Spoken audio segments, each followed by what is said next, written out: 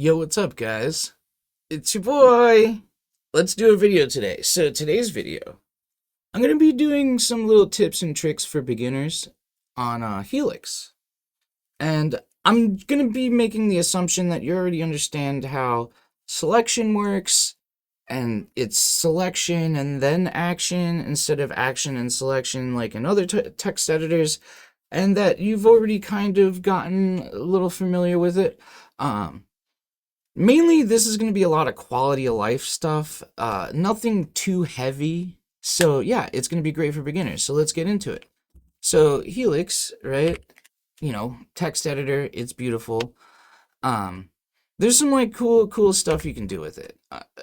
Personally, I'm mainly doing scripting and configuration files and stuff like that, but obviously, there's LSP built in. There's all sorts of stuff built in. That's kind of why I pick it over something like NeoVim or other things, because when you're setting up a machine, right? When you first start the machine and you first get your text editor installed, you're not going to have your config, right? So I want something that's out of the box, pretty damn good to start. And that's why I like Helix. But yeah, let's get into let's work with some files here. So, okay. My first suggestion is going to be to alias a certain command. Oop, hold on. You're going to want to alias a command, right? Obviously, you want the export in your shell configuration, but this command right here, let's go, where is it? Right here. hx find fcf preview cat, right?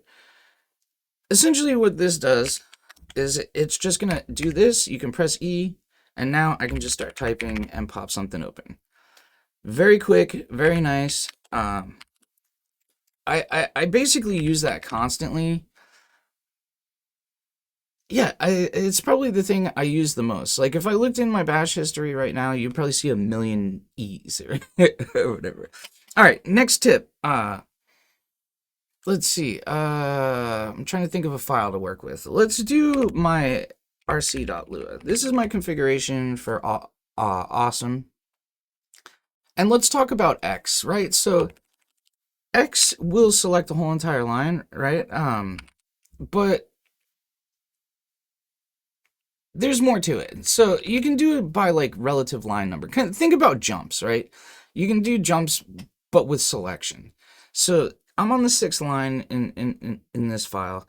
And if I look down, the part where the local ends is on line 15. Now, the way that you do it is just add 1. So 16 and then X. And now all of a sudden I have that whole section highlighted, right? And from here you can do some things. So we'll talk about multi-cursor mode. If you press S, you're going to have select.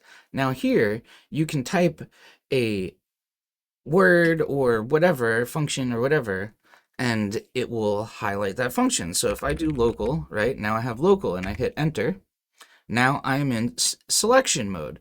And within selection mode, I can do a few cool things, right? So let's say, for instance, local needs to have brackets around it. I can do M and then S for surround. And then, we can do some curly brackets. Or, no, those are just regular ones. But, like, yeah, let's say that. And then maybe MS, and we can do curly brackets around that. And then maybe MS, and we can do quotes around that. So that's basically how you get those sort of situations. This is very useful for a lot of different circumstances. So, yeah, that's a thing. So, U is undo. You probably know that by now. So from here, where I have these selected, I can go press C and it'll clear that.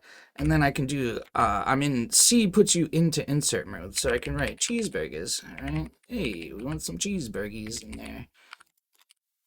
And yeah, so we do that. Oops. And the other thing is if I exit out, GH goes to the beginning and GL goes all the way to the end. So GL is useful for things like, for instance, in Lua, where like a lot of the times there's a comma at the end. You might have forgotten to put it there. And yeah, we could just get the commas in there. And yeah, you're good to go, right? I'm trying to think. What's my next? Oh, comma. exits multi-cursor mode. That's probably useful to know. I should probably tell that. Okay, so search functions. This is probably something you already know by now, but we're gonna search up D menu here because I'm gonna show you another cool thing. D menu, or maybe if I can spell it right. So let's see. We're gonna go down to, I don't know, like right here. Let's see, GL.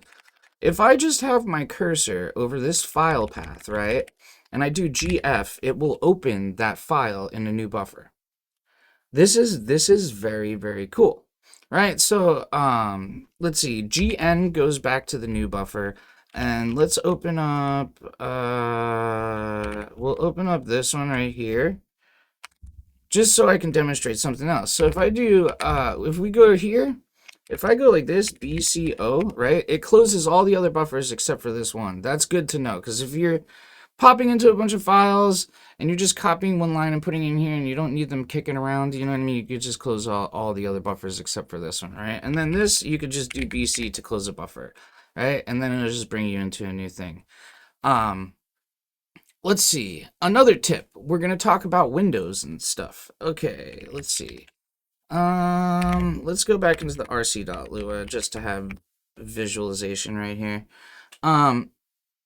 So using panes or windows in Helix is usually something that's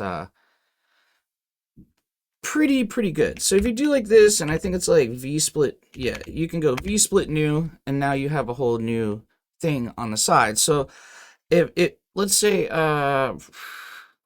you know, you need to look at to reference another file. That's really great. I don't know why I'm stuttering over this. Let's see.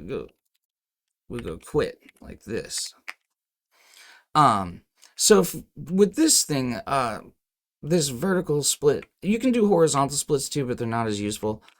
What I like to do is use this other thing. So if I press space, this brings up like the file explorer. We'll do this F for a file picker, and you see here, if you do like Control V, it'll open this into the pane. So now you can have both of these. You can look back and forth, and if you do Control WW, it'll bounce between them. So Control WW, bounce, bounce, bounce. Right? Very, very good. Very useful. Amazing. Wait, I still have one more. Let's see, rc.lua GW command. Somebody mentioned this in the comments. I've mentioned this, I think, in the first video I did about Helix because I thought it was really cool. So, like, key hints, think of stuff like how Tridactyl works or Qt Browser. Those are my examples, but there's probably other things that work like this. Let's say I want to select cycle focus, but I don't want to go scrolling around the whole thing. I just want to go there, right? So I can do GW, or wait, no, I did GE, sorry. GW, right? And then I can do DM, and then now I have cycle focus selected. As you see, it does this thing where we have these little 2-letter hints, and then I can just be like ET and go to that top local. This is very useful, very quick. Yeah, and that's probably like all the keybinds I'll talk about in this video. There's other ones, there's other cool stuff you can do. Now, let's talk about my configuration, and one thing that I've added that I think is probably the most useful configuration feature that I think everybody should have in here. So most people who are using terminal stuff nowadays are using Yazi, right? Because it's like basically the best file manager out of all of them. It's snappiest, the image previews are nice. They load faster than Ranger, which is dope. But the dude, I believe, oh cool, it's still gonna, I still have it open, sweet. What this guy did is, from Yazi, or girl, I don't know, they have an anime profile picture. It's very confusing when people do this, because most of the time it's a guy. But anyway, this keybind thing right here enables you to use Yazi as your file picker, because he did some input-output thing with Helix. So like, let's say we go here, I can do Control E, and now all of a sudden I'm inside here, right? And yeah, I got this inside my config. Let's see. Oop. If I go GE at the bottom, right here. This is very cool. This is some wizard mode stuff right here. I have no understanding what this line is doing. I'm assuming that this is some sort of buffer address or something like that. Like it's I kind of understand what this is. So this first section, because if you see it's two repeated strings, this is opening it and this is closing it. That's about all I know. I don't understand how it works. And then it's pushing it into the TTY. No clue. But it works. It enables me to, pop out of here and just go and open whatever I want. You know what I mean? Like, boom, right there. Very, very, very cool. What other kind of configuration stuff? Oh, so there is like command line mode and commands. You should go into the documentation and read those because there's a bunch of different ones and you can set them as keybinds if you want, which is pretty cool. So just as an example, I don't know why you would want to do this because most people usually set this kind of stuff to like keybinds and whatever. But let's say I want to run a shell command like kitty -e btop and open up btop right from inside Helix. That's 100% possible thing that you can do. Now, there's a lot of potential for this. There's some scripting you can do. It's just basically whatever kind of helps you out. Actually, if you saw that error, hold on. Let's see. I'm going to talk about some nerdy stuff real quick. So if I go like this and I do the kitty -e btop, right? If I close this out, you see this error right here. The way you get rid of that, thank you blank for helping me out with this too. That's a homie from the Discord.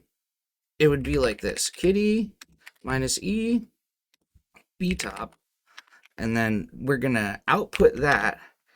Actually, we're gonna do number 2, which is like it's just basically sending all the errors into a void, basically.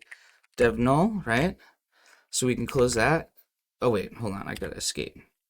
Shit, now I gotta type that all over again.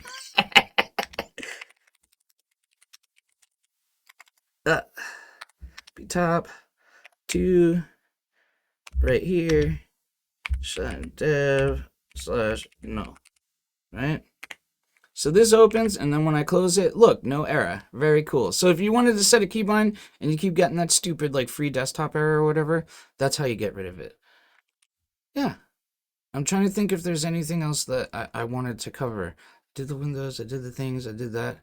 Yeah, so this should be like a pretty decent crash course for like any Helix beginners out there. I know I kind of rattled off a lot of stuff really fast. Feel free to pause the video and do whatever you need to do to pick these kind of things up. Read the documentation. There's a lot of cool stuff in there. There's a lot of little tricks. For instance, there's all sorts of stuff you can do with languages.toml. So Helix has built-in LSPs essentially, right? And what you can do is inside that languages.toml, you can configure like what they do.